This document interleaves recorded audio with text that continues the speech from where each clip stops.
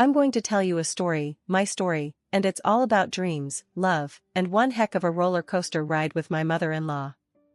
My name's Emma, and I'm a hairstylist. Been one for about 6 years now. I love what I do, shaping, cutting, and coloring. It's like every head is a canvas, and I'm the artist. But my dream? That's to own a beauty salon. Not just any salon, though. I want a place where people come not just to look good but to feel good too. I met Tom at a friend's party. He was different, kind, funny, and had this calm about him that just drew me in. He's 10 years older, works at a bank, and, honestly, he's been my rock since day one. We hit it off, but took our sweet time getting serious.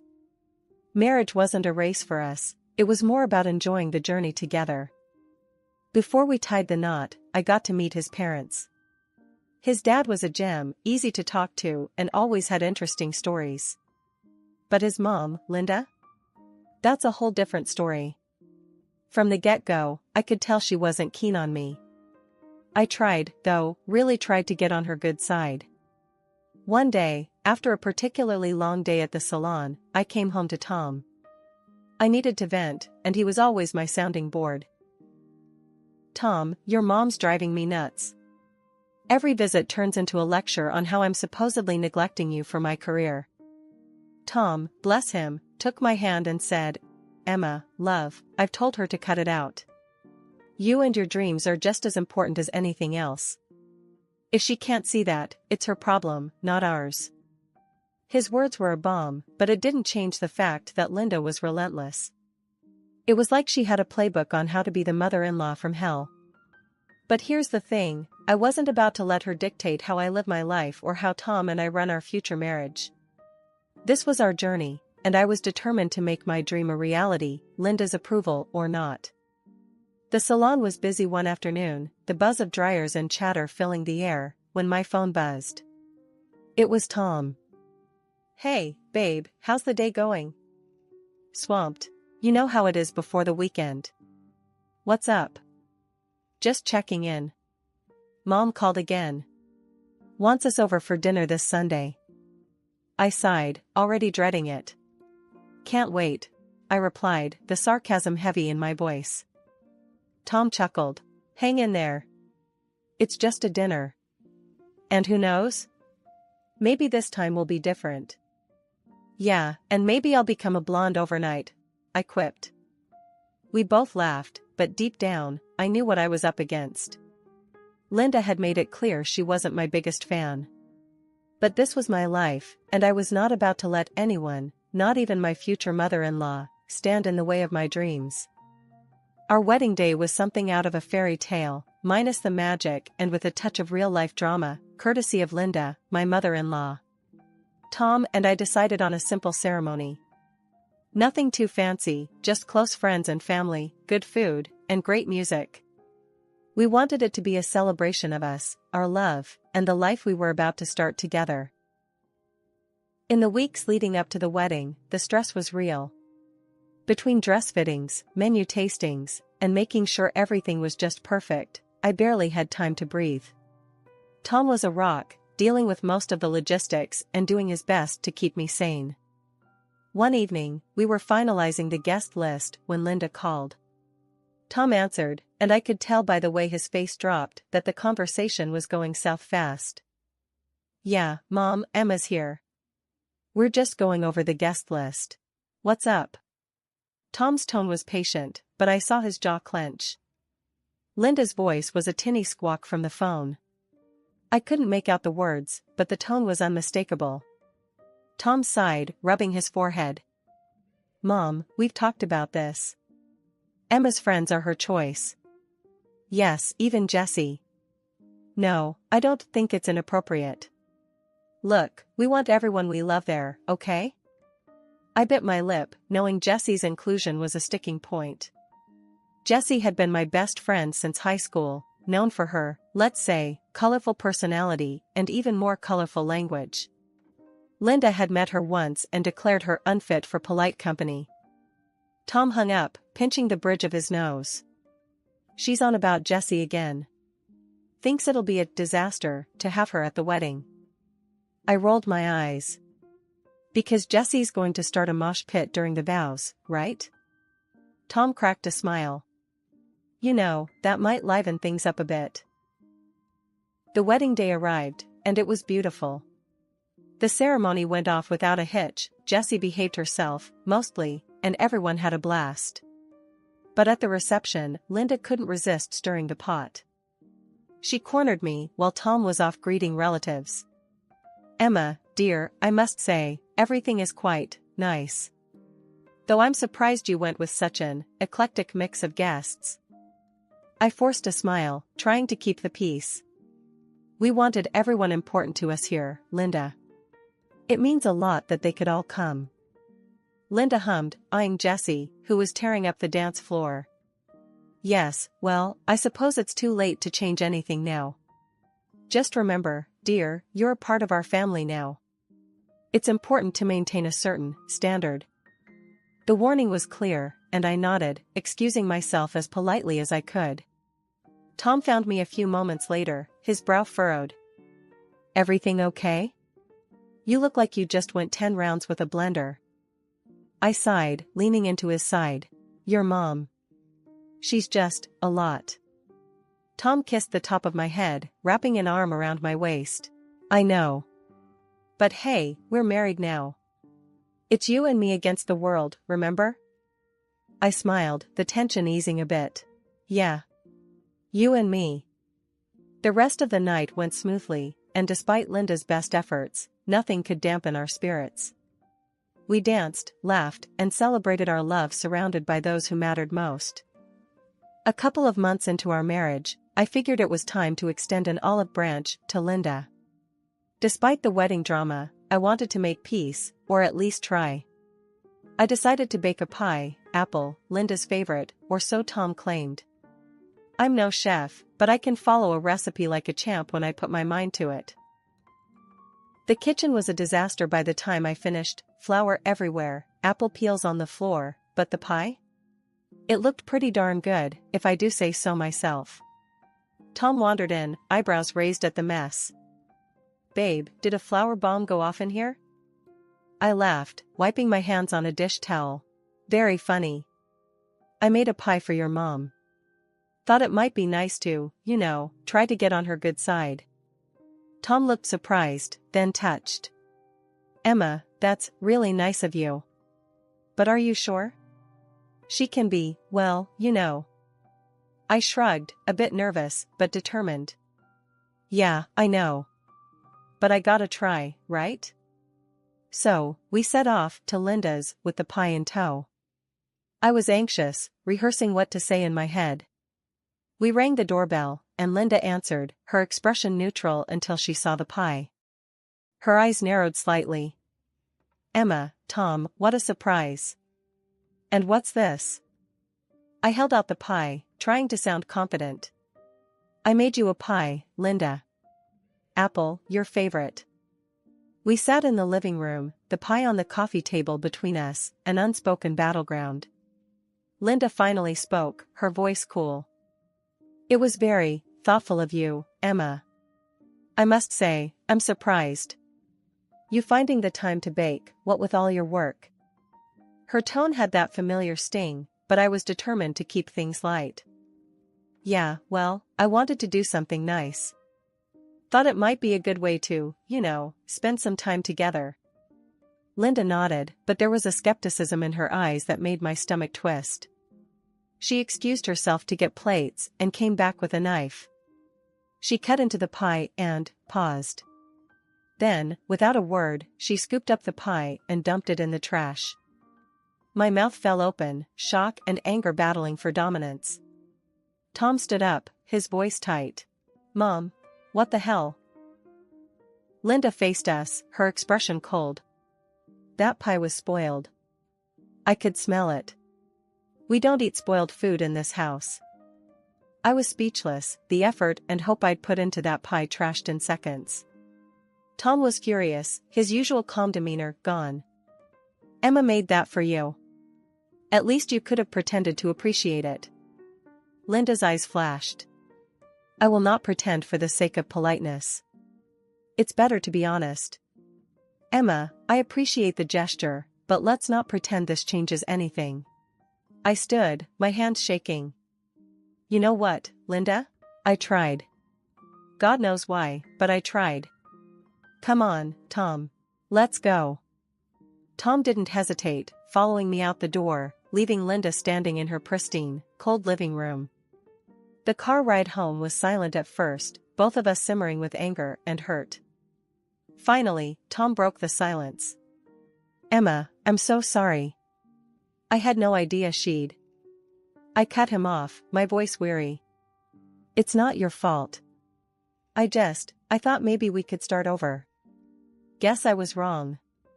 Tom reached over, taking my hand. She's the one who's wrong, not you. We won't let her ruin what we have, okay? After the pie fiasco, life went back to its usual rhythm. Work was busy, which was good for my dream of opening my own salon, but it also meant long hours away from Tom. We made it work, though, grabbing those moments together whenever we could. Then, something weird started happening. One morning, I found a bouquet of flowers on our doorstep. No card, no nothing. Just a bunch of roses, their petals bright against the morning dew. I thought Tom was trying to be romantic, so I brought them inside, smiling like an idiot. Tom, you sneaky thing, trying to surprise me with flowers? I called out, finding him in the kitchen. He looked up, confusion written all over his face. What flowers? The ones at the front door. Don't play dumb with me, I said, putting the vase on the table. Tom came over, examining the bouquet. Emma, I didn't buy these. I thought maybe they were from one of your clients or something. I frowned, the mystery of the flowers suddenly not so romantic. But there's no card. Who would send me flowers anonymously? We shrugged it off, figuring it was a one-time thing. But then it happened again. And again. Every few days, a new bouquet appeared. Always beautiful, always anonymous. It was flattering, but also kind of creepy. One evening, we were lounging on the couch when there was a knock at the door. Another delivery, another bouquet. This time, I felt a chill run down my spine. Tom saw my discomfort and wrapped an arm around me. This is getting weird, right? It's not just me? No, it's definitely weird. I'll ask around at work, see if anyone's pulling a prank or something, Tom said, but we both knew it didn't feel like a prank. The turning point came when Linda visited one Sunday afternoon. She walked in, her eyes immediately landing on the latest bouquet adorning the living room. And who are these from? Another secret admirer? She asked, her voice dripping with disapproval. The way Linda looked at me then, with a mix of suspicion and something else, set off alarm bells in my head. Why? You know something about this, Linda? Linda scoffed, turning away. Why would I know anything about your flowers? I just find it curious, that's all. Flowers from a secret admirer, and Tom knows nothing about it. Makes you wonder. The implication was clear, and I felt my temper flare. What's that supposed to mean?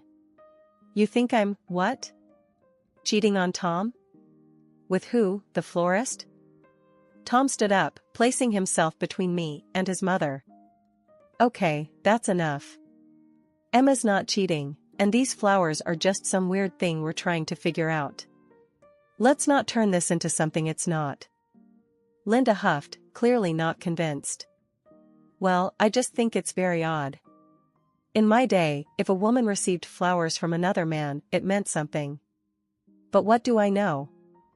The conversation ended there, but the seed of doubt Linda planted lingered like a bad smell. We decided to install a security camera, hoping to catch the mysterious flower deliverer in the act. Days passed, and just when we thought it might have stopped, another bouquet arrived. We rushed to check the footage, hearts pounding. The screen flickered to life, showing the early morning hours. A figure approached, hooded and unrecognizable, leaving the flowers on our doorstep before quickly walking away. The quality was too grainy to make out a face, but the build, it looked familiar. Tom and I watched in silence, the same thought crossing our minds. Could it really be Linda? Was she going to such lengths just to stir trouble between us? After catching the hooded figure on our new security camera, Tom and I were on edge. The flowers were one thing, but the thought of Linda, or anyone, really, sneaking around our house was downright creepy. We needed more evidence before confronting anyone, especially since accusing your mother of such bizarre behavior wasn't exactly an everyday conversation. Let's keep an eye on the footage for a few more days, Tom suggested, his brows furrowed in concern. If it's really Mom, we need to be sure. Plus, we need to figure out what to say. This is just nuts. I nodded, feeling a mix of anxiety and anger. Yeah, but what's the end game here? If it is Linda, what's she trying to do? Scare me? Break us up? Tom sighed, running a hand through his hair. I don't know, Em. But we'll handle it, together. Okay? Okay, I agreed, though the pit in my stomach grew heavier with each passing day. The flowers kept coming, and each bouquet felt more like a taunt than the last. We reviewed the camera footage daily, but the hooded figure was careful, never revealing their face. It was maddening. Then, one afternoon, I was at work when I got a call from Tom. He sounded more excited than I'd heard him in days. Emma, you're not going to believe this. I was reviewing the footage from this morning, and guess who showed up? Who? I asked, my heart racing. Mom. Clear as day. She took off her hood this time. Looked right at the camera, can you believe it? I took a deep breath, trying to process the information. What do we do now? Confront her? Yeah, it's time. I'll call her, ask her to come over. We need answers, Emma. The conversation with Linda was going to be difficult, to say the least. I dreaded it, but the mystery of the flowers had to be resolved. When Linda arrived that evening, the air was thick with tension. Tom and I sat her down, the latest bouquet sitting between us like evidence in a trial. Mom, we need to talk about these, Tom started, gesturing to the flowers. Linda looked from the bouquet to us, her expression unreadable. What about them? We know you've been sending them, Linda. We saw you on the camera, I said, trying to keep my voice steady. For a moment, Linda was silent, then she let out a sigh. All right, I sent them. But you have to understand, I was just trying to protect my son. Tom and I exchanged bewildered glances. Protect me? From what? Tom asked, confusion lacing his words. Linda's gaze shifted, avoiding eye contact. From making a mistake. I thought if Emma received flowers from another man, it would. I don't know, open your eyes. My jaw dropped. You thought I'd cheat on Tom? And that sending flowers would prove it? It was foolish, I see that now, Linda admitted, though her tone lacked genuine remorse. I just don't want you to end up like me, trapped in a loveless marriage. Tom's voice rose, a rare edge of anger cutting through. So you sabotage our relationship? How does that make any sense? The silence that followed was heavy. Tom and I were speechless, trying to digest the twisted logic that had driven Linda to such extremes. Finally, Tom spoke, his voice calm but firm. Mom, what you did was wrong. You don't get to decide who's right for me. Emma and I are happy, and nothing you do will change that. The conversation escalated quickly from there. In the end, the air between us and Linda colder than ever. Linda's actions had crossed a line, one that couldn't easily be erased. So, Tom and I made a tough decision. We stopped communicating with her, cutting off ties to protect our peace. It was a hard choice, especially for Tom, but necessary. So there we were, me and Tom, with a little one on the way. I was over the moon, floating on cloud 9, and thought, hey, why not share the joy with Linda? Maybe, just maybe, this news would be the bridge to mend things, right? I called her, heart thumping like it's trying to break free. Linda, you're gonna be a grandma. I spilled it, all giddy-like. There's a pause, and then, really? Oh, Emma, that's wonderful. She sounded genuinely chuffed, which had me thinking, all right, maybe things are turning a corner. She's keen on celebrating, so we chose this cozy little spot downtown, nothing too flashy. The nights went smooth, food's great, and Linda's played nice, which is a rare sight. I was sipping on my apple juice, staying on the straight and narrow for the bub, when out of nowhere, the room started to spin. I thought, what in the heck? 'Cause all I've had is juice. I said it out loud. I feel dizzy, like I've knocked back a few. Hoping it's just me being paranoid. But Linda, oh, she jumps on it like a cat on a mouse. Drinking while pregnant? Emma, that's just reckless. Tom's face fell. He grabbed my glass, sniffed it, and his eyes go wide. This ain't just juice. We called the waiter over, asked him to check the cameras, 'cause something's fishy. The footage? Clear as day. Linda spiked something into my drink while we were out. The row that followed was epic. Tom was fuming, I turned rather red, and Linda? She tried to spin some yarn about teaching me a lesson. That's it. I told Tom. I can't do this no more. She's out. Tom nodded, all serious. Yeah, no more. This is the last straw. We cut ties, for real this time. No more chances, no more, let's fix things. It was tough on Tom, but we had our little one to think about. We were done playing Linda's twisted games. Life's been a roller coaster, you know? Right when my little boy Jamie came into this world, we had to say goodbye to my father-in-law. It was a mess of happy tears for Jamie and sad ones for George. Then, out of nowhere, Linda, who's always been like a thorn in my side, calls up. She's all soft and sniffly, wanting to see Jamie. Guess losing George hit her hard. I thought, why not? Maybe it's time to smooth things over, for Jamie's sake. All right, Linda. Let's try and make things right, I told her, figuring maybe we could finally get past our rough history. First time Linda met Jamie, it was like watching ice melt. She was all over him with toys and cuddles. Made me think, maybe, just maybe, we could be something like a normal family.